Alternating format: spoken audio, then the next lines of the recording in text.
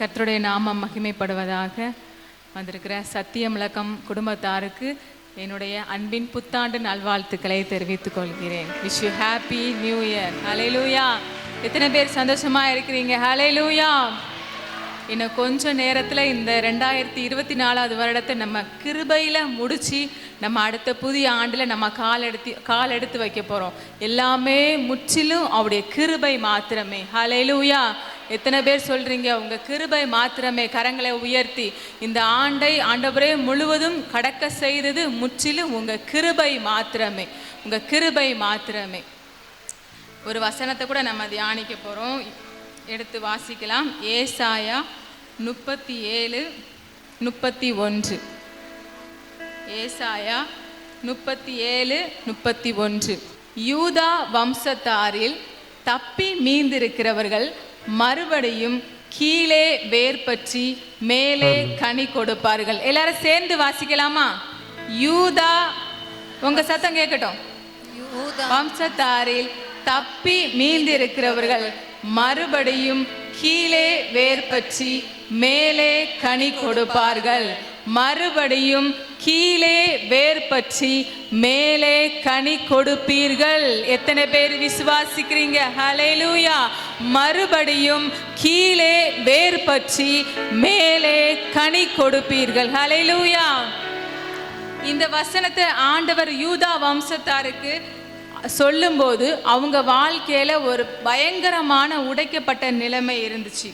என்னன்னா, அந்த ஜனங்களுக்கு விரோதமாக இப்போ இஸ்ரவேல் தேசத்துக்கு விரோதமாக யுத்தங்கள் நடக்கிறதுல அதே மாதிரி அந்த நாட்களில் யுத்தங்கள் நடக்கும்போது அந்த ஜனங்களுக்கு விரோதமாக அசீரிய மன்னன் சனகரிப் என்பவன் யுத்தம் செய்து அங்கே இருக்கிற ஞானவான்கள், பராக்கிரமசாலிகள், பலவான்களை என்ன செஞ்சுட்டு போயிட்டாங்கன்னா சிறைப்பிடிச்சிட்டு போயிட்டாங்க. அது மாத்திரம் இல்லை, நிறைய பேர் மரிச்சும் போயிட்டாங்க. இதில் கொஞ்சம் பேர் மாத்திரம் மீந்து இருந்தாங்க. அவங்க யாருன்னா, காயப்பட்டவங்க, பலவீனமானவங்க, உடம்பு முடியாதவங்க, படிப்பறிவு இல்லாதவங்க. இப்படிப்பட்ட சூழ்நிலையில் நமக்கு இனிமை எதிர்காலம் இல்லை. நம்ம இனி எப்படி நம்முடைய வம்சத்தை கட்டி எழுப்ப முடியும், நாம் என்ன செய்ய முடியும்னு சொல்லி ஒரு குழப்பமான ஒரு பதற்றமான சூழ்நிலையில் இருக்கும்போது தான், அப்படிங்கிற ஒரு எண்ணத்தோடு இருக்கும்போது தான் ஆண்டவர் அவங்கள பார்த்து இந்த வார்த்தையை சொல்கிறாரு. மீந்தி இருக்கிற நீங்கள் சாதாரணமான கூட்டம் நினச்சிடாதீங்க. மீந்தி இருக்கிற நீங்கள் ஏதோ ஆகாதுன்னு தள்ளப்பட்ட கல்லுன்னு நினச்சிடாதீங்க. மீந்தி இருக்கிற உங்களை நான் மறுபடியும் கீழே வேர் பற்றி மேலே கனி கொடுக்கிறவர்களை ஆக்குவேன் என்று தேவன் வாக்கு கொடுத்தார். இந்த வருஷத்தில் கூட பார்த்தீங்க அப்படின்னா நம்ம வாழ்க்கையில், நம்முடைய குடும்பத்தில், நம்முடைய சபை, நம்முடைய ஊழியத்தில் பார்த்தீங்கன்னா எத்தனையோ புயல் அடித்தது, எத்தனையோ பிரச்சனைகள் வந்தது, எத்தனையோ போராட்டங்கள் வந்தது, எத்தனையோ வியாதிகள் வந்தது. ஆனாலும் சில நேரத்தில் தேவனை விட்டு பிரிக்கிற காரியங்கள்லாம் நமக்கு வந்துச்சு. தேவனை விட்டு தூரம் போகிற சூழ்நிலைகள்லாம் வந்துச்சு. மரணத்தின் பள்ளத்தாக்கு, மரணத்தின் விளிம்பில் நம்ம நின்னோம். ஆனால் எத்தனையோ இப்படி சூழ்நிலைகள் வந்த போதிலும் நம்ம தப்பி மீந்திருக்கிறோம்னா நம்ம மேலே ஆண்டுடைய தரிசனம் இருக்கிறது. நம்முடைய ஊழியத்தின் மேலே ஆண்டவுடைய தரிசனம் இருக்கிறது. நம்ம ஒவ்வொருவர் மேலேயும் ஆண்டவுடைய கிருபை இருக்கிறது. எத்தனை பேர் விசுவாசிக்கிறீங்க? ஹல்லேலூயா. நல்ல சத்தமா ஹல்லேலூயா. தேவன் நம்மை காப்பாற்றுவதற்கு ஒரு நோக்கம் உண்டு. தேவன் நம்மை பாதுகாப்பதற்கு நிச்சயம் ஒரு நோக்கம் உண்டு. என்ன நோக்கம் அப்படின்னா, தப்பி மீந்திருக்கிற நாம மறுபடியும் கீழே வேர் பற்றி மேலே கனி கொடுக்கிறவர்களாக தேவன் நம்மை மாற்ற போகிறார். எத்தனை பேர் விசுவாசிக்கிறீங்க? ஹல்லேலூயா. இந்த வசனத்தை நான் தியானிச்சுக்கிட்டு இருக்கும்போது இதுல மறுபடியும்ங்கிற வார்த்தை என்னை பயங்கரமா பலப்படுத்திச்சு. இந்த மறுபடியும்ங்கிற வார்த்தை என் கூட மறுபடியும் ஆண்டவர் என் கூட பேசி பலப்படுத்தினாரு. நீங்கள் பார்த்தீங்க அப்படின்னா சில மரங்கள், இப்போ ஒரு மரத்தை எடுத்துக்கிட்டீங்க அப்படின்னா அந்த மரம் அது வேர் பிடிச்சி அது வளர்ந்த பிறகு அதை மறுபடியும் பிடுங்கி இன்னொரு இடத்துல வச்சிங்க அப்படின்னா அது என்ன செய்யும்? காஞ்சு போயிடும், அது பட்டு போயிடும், அது வாடி போயிடும், திரும்ப அது துளிர் விட்டு வராது. இது உலகத்தின் பார்வையில். ஆனால் ஆண்டோடைய பார்வையில், ஆண்டோடைய பிள்ளைகளுக்கு ஆண்டவர் என்ன சொல்றாரு? நீங்க பிடுங்கப்பட்ட நிலைமையில இருந்தாலும், நீங்க பட்டு போன நிலைமையில இருந்தாலும், நீங்க மறுபடியும் கீழே வேர் பற்றி மேலே கனி கொடுக்கிறவர்களாக மாற்ற நம்முடைய தேவனாலே மட்டுமே முடியும். விசுவாசிக்கிறீங்க? நம்புறவங்க கரங்களை உயர்த்தி ஹல்லேலூயா. ஒரு சிலர் நினைக்கலாம், மறுபடியுமா? மறுபடியும்ங்கிற வார்த்தைக்கும் என் குடும்பத்துக்கும் சம்பந்தமே கிடையாது. மறுபடியும்ங்கிற வார்த்தைக்கும் எனக்கும் தகுதியே கிடையாது. மறுபடியும் என் வாழ்க்கை கட்டப்படுமா?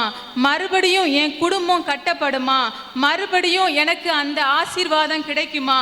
மறுபடியும் அந்த மேன்மை எனக்கு கிடைக்குமா? மறுபடியும் நான் உயர முடியுமா? மறுபடியும் என்னுடைய பலவீனமெல்லாம் நீங்கி நான் சுகமா இருக்க முடியுமா? மறுபடியும் என் பிரச்சனையெல்லாம் மாறி நான் சந்தோஷமா வாழ முடியுமா? மறுபடியும் என்கிற வார்த்தை நிறைவேறுவதற்கு சாத்தியமே இல்லையே. ஏன்னா என் வாழ்க்கை தான் பட்டு போயிருச்சே, என் வாழ்க்கை தான் பிடுங்கப்பட்டு போயிருச்சே. இனிமே எனக்கும் அந்த மறுபடியும்ங்கிற ஆசீர்வாதத்துக்கும் சம்பந்தமே இல்லை.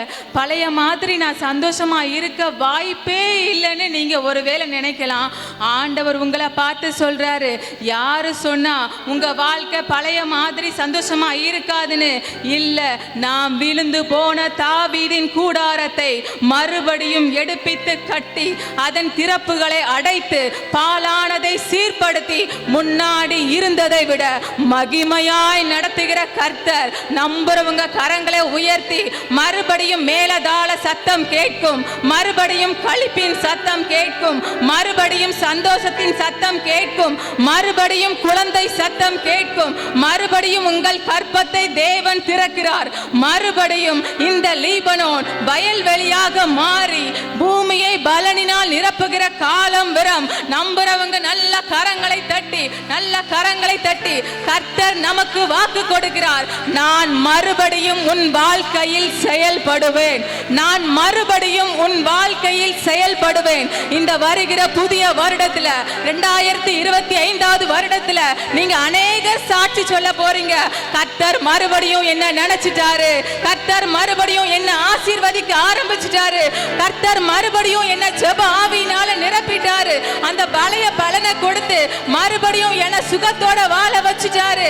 கர்த்தர் மறுபடியும் நான் இழந்ததை எல்லாம் என் கையில திருப்பி கொடுத்துட்டாரு.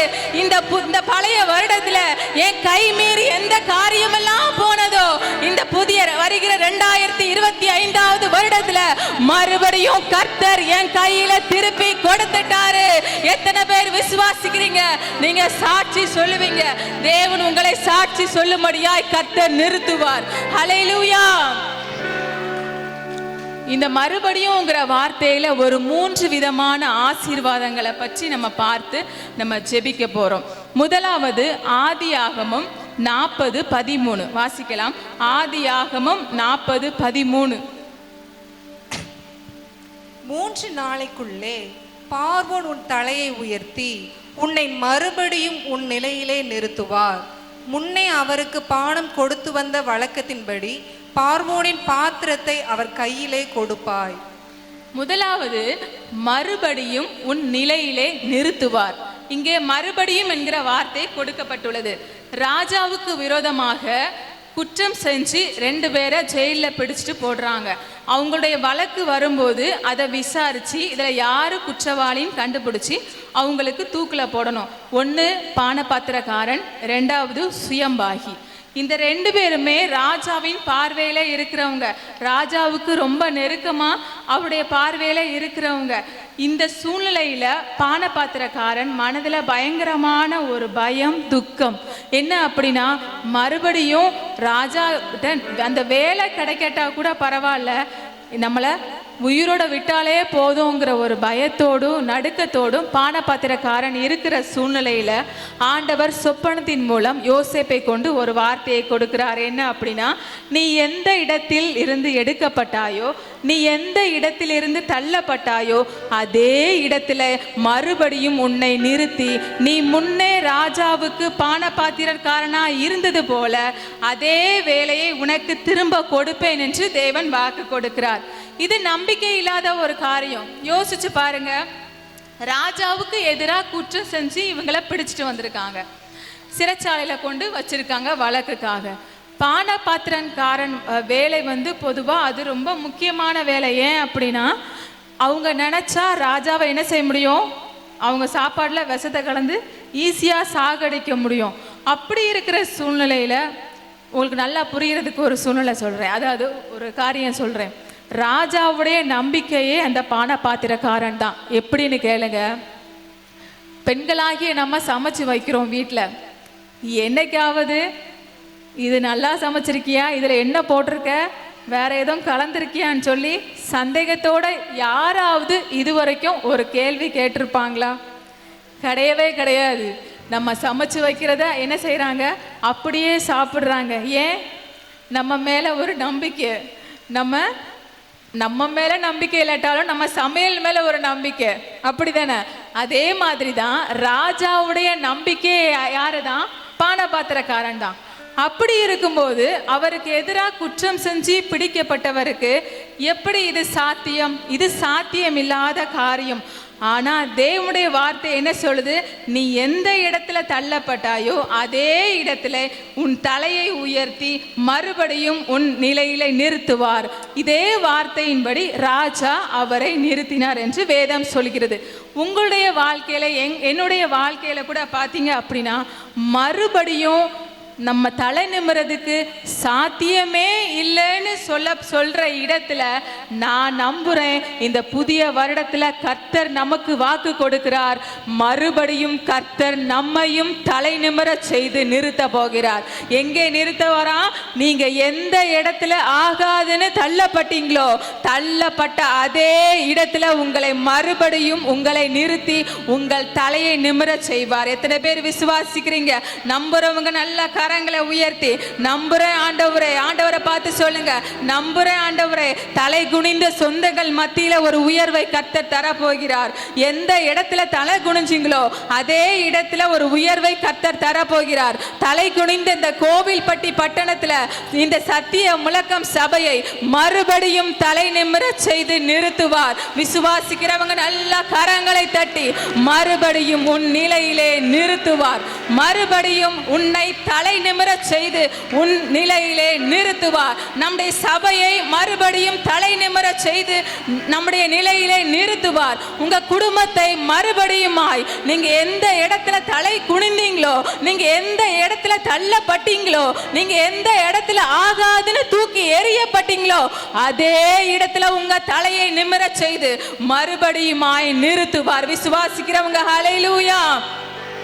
அடுத்து இரண்டாவது ஒரு காரியம் எரேமியா 31:4 வாசிக்கலாம். எரேமியா 31:4. இஸ்ரவேல் என்னும் கன்னிகையே, மறுபடியும் உன்னை கட்டுவிப்பேன், நீ கட்டப்படுவாய். மறுபடியும் நீ மேல வாத்தியத்தோடும் ஆடல் பாடல் செய்கிறவர்களின் களிப்புள்ள கூட்டத்தோடும் புறப்படுவாய். இரண்டாவது, மறுபடியும் உன்னை கட்டுவிப்பேன், நீ கட்டப்படுவாய். இஸ்ரவேல் ஜனங்கள் எரேமியா தீர்க்கதரிசி நாட்கள்ல இஸ்ரவேல் ஜனங்கள்ல அநேகரை பாபிலோனுக்கு சிறைப்பிடிச்சிட்டு போயிட்டாங்க. மீதி இருந்தவங்க தங்கள் உடைமைகளை இழந்து, சொந்தங்களை இழந்து, உறவுகளை இழந்து ஒரு சிறையிருப்பின் நாட்கள்ல, தேசம் சிதறடிக்கப்பட்ட ஒரு துன்பமான நாட்கள்ல அந்த ஜனங்கள் உடைக்கப்பட்ட ஒரு நிலைமையில இருக்கும்போது தேவன் அவர்களை பார்த்து சொல்லுகிறார், மறுபடியும் உன்னை கட்டுவிப்பேன், நீ கட்டப்படுவாய். இந்த புதிய வருடத்துல தேவன் உங்க வாழ்க்கையை கட்டி எழுப்ப போகிறார். எத்தனை பேர் விசுவாசிக்கிறீங்க? தேவன் உங்கள் வாழ்க்கையை கட்டி எழுப்ப போகிறார். ஒரு காலத்துல நீங்க நஞ்சா இருந்திருக்கலாம், நல்ல ஆசீர்வாதமா இருந்திருக்கலாம், ஒரு உயர்வான நிலையில இருந்திருக்கலாம். அது உங்களுடைய குடும்பமா இருக்கலாம், ஒருவேளை உங்க தொழிலா இருக்கலாம், உங்க ஆவிக்குரிய நிலைமையா இருக்கலாம், ஒருவேளை நம்முடைய ஊழியம், நம்முடைய சபையா கூட இருக்கலாம். ஆனா இப்போ ஏதோ ஒரு சூழ்நிலை நிமித்தம், ஏதோ ஒரு காரணத்தினால உடைக்கப்பட்ட சூழ்நிலையில மாறி இருக்கலாம். ஆனா இந்த வேளையில தேவன் நமக்கு வாக்கு கொடுக்கிறார், நான் மறுபடியும் உன்னை கட்டுவேன், நீ கட்டப்படுவாய். எத்தனை பேர் விசுவாசிக்கிறீங்க? மறுபடியும் உங்களை ஒரு உயர்வான நிலைக்கு கர்த்தர் கொண்டு வருவார். இடிந்து போன உங்கள் குடும்பங்களை கர்த்தர் மறுபடியுமாய் கட்டி எழுப்புவார். உடைக்கப்பட்ட உங்க பிள்ளைகளுடைய வாழ்க்கையை வருகிற புதிய வருடத்துல மறுபடியுமாய் கர்த்தர் கட்டி எழுப்புவார். இடிந்து போன உங்க தொழில்கள் மறுபடியும் கட்டப்படும். நெடுநாட்களாய் பாழாய் கிடக்கிறதை தேவன் மறுபடியுமாய் கட்டி எழுப்ப போகிறார். இடிந்து போன சகல காரியங்களையும் தேவன் மறுபடியும் கட்டி எழுப்புவார். நீங்க இழந்த சரீர சுகத்தை தேவன் மறுபடியுமாய் புது பலத்தை கொடுத்து கட்டி எழுப்புவார். நீங்க மறுபடியும் கட்டப்படுவீர்கள். உங்க ஆவிக்குரிய வாழ்க்கை மறுபடியுமாய் கட்டி எழுப்பப்படும். நல்ல கரங்களை தட்டி நம்புறப்பா, மறுபடியும் நீங்க என்ன கட்டி எழுப்ப போறீங்க. என் குடும்பத்தை கட்டி எழுப்ப போறீங்க. என் சபையை கட்டி எழுப்ப போறீங்க. உடைக்கப்பட்ட இடிக்கப்பட்ட அத்தனை காரியங்களும் மறுபடியும் மறுபடியும் மறுபடியும் நம்முடைய தேவன் கட்டி எழுப்புகிறார். ஹல்லேலூயா. மூன்றாவது ஒரு காரியத்தை நம்ம பார்த்து ஜெபிக்க போறோம். சங்கீதம் 71:21. என் மேன்மையை பெருக பண்ணி என்னை மறுபடியும் தேற்றுவீர். மூன்றாவது, என்னை மறுபடியும் தேற்றுவீர். நம்மை தேவன் மறுபடியும் தேற்ற போகிறார். ஹல்லேலூயா. இங்க தாவீது ஆண்டவரை பார்த்து சொல்றாரு, நீர் என்னை மறுபடியும் தேற்றுவீர். அப்படின்னா அவர் ஏற்கனவே பல முறை ஆண்டவரால் தேற்றப்பட்டிருக்கிறாரு. பிரச்சனைகள் வரும்போது, நெருக்கங்கள் வரும்போது, வியாதிகள் வரும்போது, எப்போல்லாம் தாவீது ஆண்டவரை நோக்கி கூப்பிட்டாரோ அப்போல்லாம் கர்த்தர் தாவீதை தேற்றி இருக்கிறார். ஹல்லேலூயா. நம்ம எத்தனை முறை காயப்பட்டாலும், நம்ம எத்தனை முறை உடைக்கப்பட்டாலும், நம்ம எத்தனை முறை கைவிடப்பட்டாலும், நம்ம எத்தனை முறை தூக்கி எறியப்பட்டாலும், நம்ம எத்தனை முறை புண்படுத்தப்பட்டாலும் அவர் மறுபடியும் தேற்ற வல்லமை உள்ள தேவனாய் இருக்கிறார். எத்தனை பேர் விசுவாசிக்கிறீங்க? இந்த 2024 வருடத்துல நீங்க எந்த அளவு காயப்பட்டிருந்தாலும் சரி, நீங்க எந்த அளவு உடைக்கப்பட்டிருந்தாலும் சரி, கர்த்தர் இப்போ வாக்கு கொடுக்கிறார், நான் மறுபடியும் உன்னை தேற்றுவேன். ஹல்லேலூயா. இந்த வருஷத்துல எத்தனையோ முறை யாராலையுமே நம்மளை தேற்ற முடியாத சூழ்நிலைலாம் வந்திருக்கு. எல்லாருக்கும் வந்திருக்கோம். கூட இருக்கிறவங்க, மனிதர்கள், உடன் பிறந்தவர்கள், பெற்றோர்கள், கூட இருக்கிறவங்களே என்ன, அவங்க எத்தனை வார்த்தை சொன்னாலும் நம்மளை தேற்ற முடியாது. வெளியே சிரிச்சுட்டே இருக்கிற மாதிரி இருக்கும். எத்தனையோ இடத்துக்கு போவோம் வருவோம், ஆனால் மனசில் என்ன, ஒரு காயத்தோடு இருப்போம். இப்படி எத்தனையோ சூழ்நிலைகள் இந்த வருஷத்தில் இருந்துச்சு. ஜனவரியிலேருந்து இப்போ நீங்கள் வர்ற வரைக்கும் எத்தனையோ காயங்கள். ஆனால் எத்தனையோ முறை ஆண்டவர் அவருடைய வார்த்தையினால நம்மளை தேற்றினாரே, அதே தேவன் மறுபடியும் நான் உன்னை தேற்றுவேன் என்று நமக்கு வாக்கு கொடுக்கிறார். ஹல்லேலூயா. கரங்களை உயர்த்தி செபிங்க. நீர் மறுபடியும் என்னை தேற்றுவீர் ஆண்டவரே. உங்க வார்த்தையை நான் நம்புறேன்ப்பா. நான் எப்பெல்லாம் கைவிடப்படுகிறேனோ, நான் எப்பெல்லாம் ஒதுக்கப்படுகிறேனோ, நான் எப்பெல்லாம் கண்ணீர் வடிக்கிறேனோ, நீர் என்னை தேற்ற வல்லமையுள்ள தேவன், தேற்றரவாளனாகிய பரிசுத்த ஆவியானவர், நீர் என்னை மறுபடியும் தேற்றுவீர். நீங்கள் அவரால் தேற்றப்படுவீர்கள். நீங்கள் மறுபடியும் தேற்றப்படுவீர்கள். இந்த வருஷத்துல உங்க சொந்தங்கள் உங்களை காயப்படுத்திருக்கலாம். உங்க கூட இருக்கிறவங்க, உங்க சுற்றி இருக்கிறவங்க உங்களை காயப்படுத்திருக்கலாம். அது உங்களுக்கு ஒருவேளை ஆறாத ரணமா இருக்கலாம். அதை நினைச்சு நினைச்சு நீங்க யாருக்குமே தெரியாம கண்ணீர் வடிச்சிருக்கலாம். அப்படிப்பட்ட எப்படிப்பட்ட அடி காயமா இருந்தாலும் நான் உன்னை மறுபடியும் தேற்றுவேன் என்று தேவன் உங்களுக்கு வாக்கு கொடுக்கிறார். ஹல்லேலூயா. உங்க வருத்தங்களை எல்லாம் மறக்கும்படி தேவன் செய்வார். வருகிற புதிய வருடத்துல இதுவரைக்கும் நீங்க பட்ட காயங்கள், வருத்தங்களை மறக்கும்படியாக மறுபடியும் மறுபடியும் நான் உன்னை தேற்றுவேன் என்று தேவன் நமக்கு வாக்கு கொடுக்கிறார். நீங்க தேவனால் தேற்றப்படுவீர்கள். எத்தனை பேர் விசுவாசிக்கிறீங்க? நம்புறப்ப ஆண்டவரை பார்த்து சொல்லலாமா? உங்க வார்த்தையை நான் நம்புறேன் ஆண்டவரே. அப்படியே கண்களை மூடி செபிக்கலாமா? விசுவாசத்தோடு அறிக்கையிட போறோம். ஹல்லேலூயா. நான் உங்க வார்த்தையை நம்புறேன். மறுபடியுமாய் நீங்க என்ன தேற்றுவீங்க. மறுபடியுமாய் ஆண்டவரே நீங்க என்ன தலை நிமிர செய்து நிறுத்துவீங்க. மறுபடியுமா என் குடும்பத்தை நீங்க கட்டுவீங்க. மறுபடியுமா என் ஊழியத்தை கட்டடத்தை நீங்க கட்டுவீங்க. தகப்பனே உமக்கு ஸ்தோத்திரம். நம்புறப்பா, உங்க வார்த்தையை நம்புறப்பா. மறுபடியுமா கீழே வேர் பற்றி மேலே கனி கொடுக்கிறவர்களாய் ஆண்டவரே நீங்க எங்களை மாற்றுவீங்க. நாங்க விசுவாசிக்கிறோம் ஆண்டவரே, நாங்க நம்புறோம் ஆண்டவரே, எங்களை அர்ப்பணிக்கிறோம். உங்க வார்த்தைக்கு எங்களை அர்ப்பணித்து ஜெபிக்கிறோம் ஆண்டவரே. ஜெபிங்க ஜெபிங்க. ஒருவேளை இந்த வருஷம் உங்க வேற ஒருவேளை பிடுங்கப்பட்ட சூழ்நிலையில இருக்கலாம். நீங்க ஜெபிக்கும் போதே யாராலையும் பிடுங்க முடியாத ஒரு ஆணி வேற தேவன் உங்களுக்கு கொடுக்கிறார். வருகிற புதிய வருடத்துல யாராலும் பிடுங்க முடியாத ஒரு ஆணி வேற தேவன் உங்களுக்கு கொடுக்கிறார். நீங்க கீழே வேர் பற்றி மேலே கனி கொடுப்பீர்கள். இதுவரை கீழே வேர் பற்றாம இருந்திருக்கலாம். தேவன் மறுபடியுமாய் நீங்க கீழே வேர் பற்றும்படியாக ஹல்லேலூயா அவர் உங்க வாழ்க்கையில இப்பவே செயல்பட்டு கொண்டிருக்கிறார். ஹல்லேலூயா. நன்றி அப்பா. இனிமே யாரும் பிடுங்க முடியாத ஒரு ஆணி வேற நம்முடைய சபைக்கு தேவன் கொடுக்கிறார். விசுவாசத்தோட பெற்றுக்கொள்ளுங்க.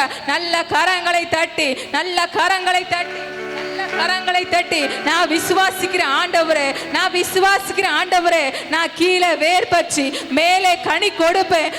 நான் மட்டும் இல்ல, என் குடும்பத்துக்கு மட்டும் இல்ல, என் சபைக்கு மட்டும் இல்ல, இந்த பட்டணத்துக்கு அநேகருக்கு ஆசீர்வாதமா நான் மாறுவேன் ஆண்டவரே. நன்றி அப்பா.